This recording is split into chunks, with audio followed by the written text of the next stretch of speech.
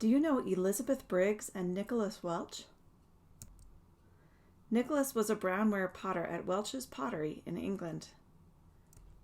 He was also a Methodist preacher and Sunday school teacher, and often took his daughter with him on walks to visit the poor.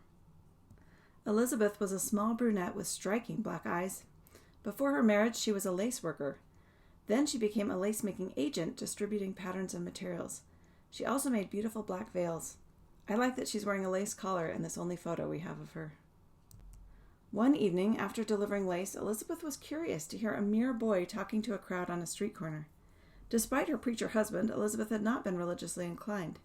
Yet she was impressed deeply by the gospel message, perhaps because they had lost 3 toddler children and the idea of eternal families appealed. She walked home and said, "Nick, I've heard the gospel." He replied in surprise, "Oh, you have? That's funny for you." "Yes," she said, "I've heard the gospel and it's true. I know it. I've invited this young elder to visit us and tell us more." The Welch family was baptized soon after, sacrificing greatly since this ended Nicholas's career as a Methodist preacher. However, the hardships were only beginning. The Welches left their comfortable home and came to KnoWho, where Nicholas worked as a mason on the KnoWho temple.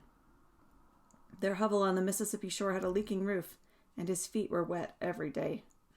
The unhealthy swamp conditions and illness soon led to Nicholas's death and the deaths of 2 of their sons.